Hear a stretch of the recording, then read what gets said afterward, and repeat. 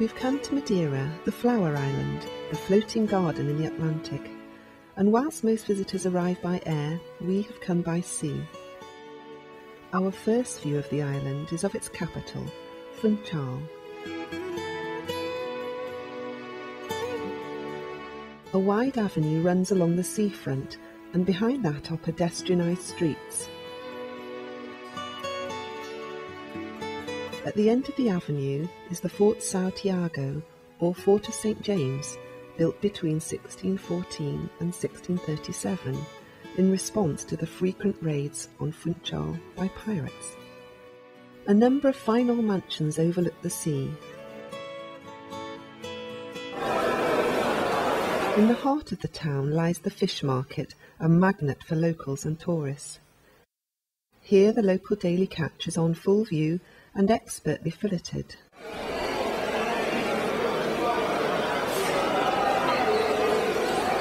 The black scabbard with its fang-like teeth is in plentiful supply and features on the menu of most restaurants, often served with fried bananas. Another popular dish with the locals is bacalhau, dried salted cod.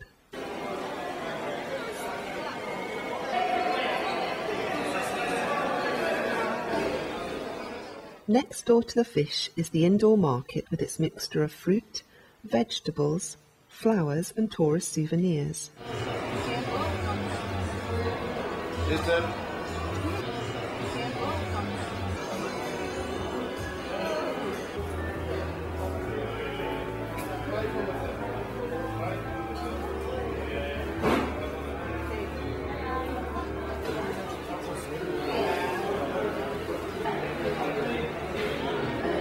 Madeira is mountainous and Funchal nestles on the coast, but building is extending into the hills. One way to get inland is to take the cable car to Monte. During the 6-kilometre journey and 600-metre ascent, it affords fine views of the city, some of the elegant new villas and some older, less elegant properties.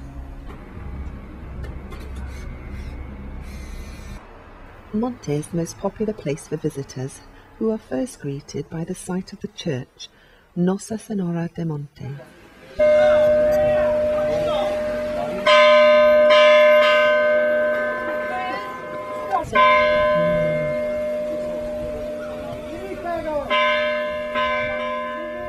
There are 2 gardens to explore.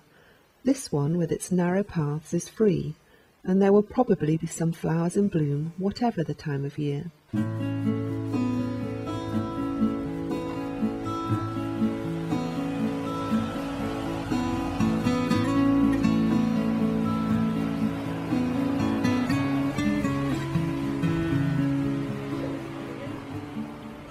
The second garden, the Jardim Monte Palace, with its many Japanese and Eastern influences, is the subject of a separate programme.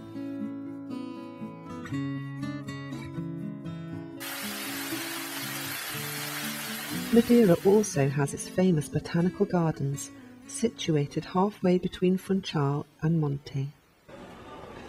Having ascended by cable car, the visitor has a choice of return transport: the cable car, a bus, or the far more exciting toboggan.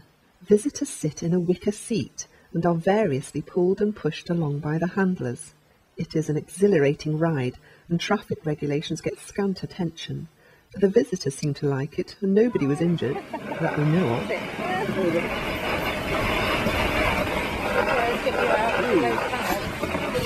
I don't hear the screaming.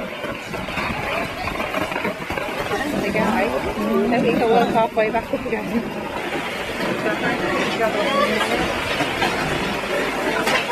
Hey!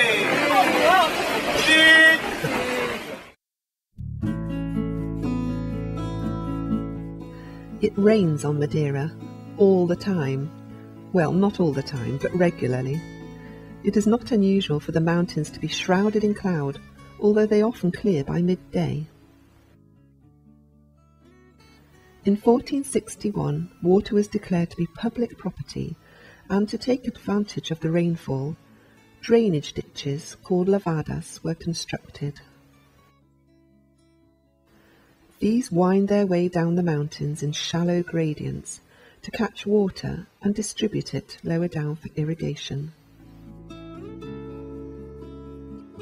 Providing level, although sometimes narrow, paths through the beautiful mountains, Levada walking is a popular Madeira pastime.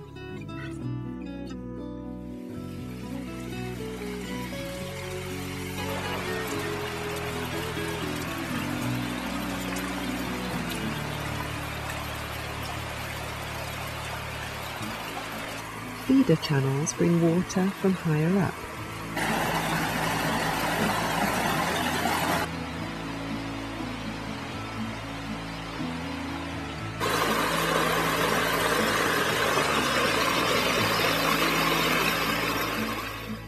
Here we see an intrepid walker.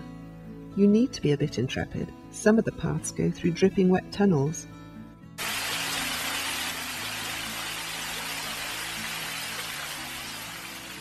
Sadly, many of the paths are not well maintained or have suffered landslip and are no longer passable.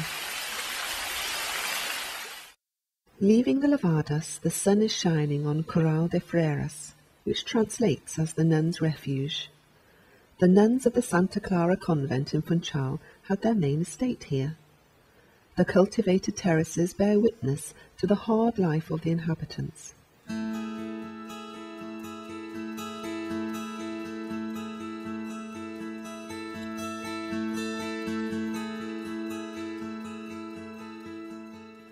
From the new road we can see the original track down into the village.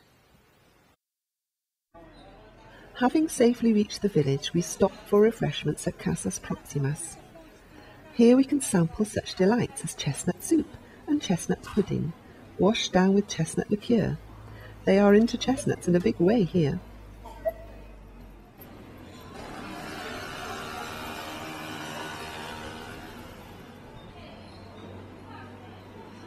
An unbelievably precarious road winds from the Nuns Valley to the northern coast, and thence to Santana, where replicas of Casas de Colmo have been built.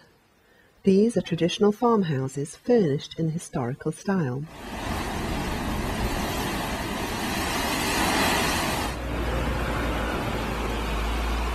Madeira is, in effect, the tip of a mountain, the slopes of which extend beneath the sea.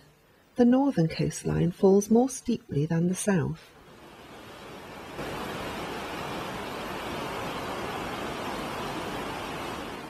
There are no beaches on Madeira, and consequently less sun-seekers.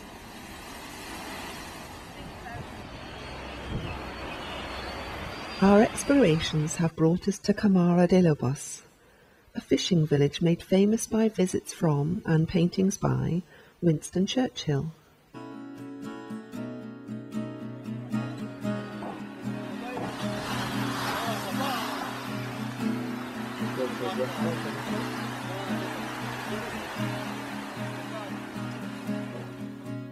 It is nice to see some traditional boat building going on.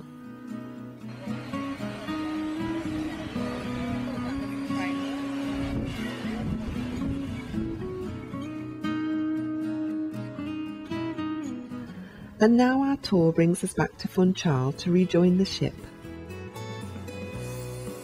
And as we head out to sea, we get our final departing view of the floating garden in the middle of the Atlantic, that is Madeira.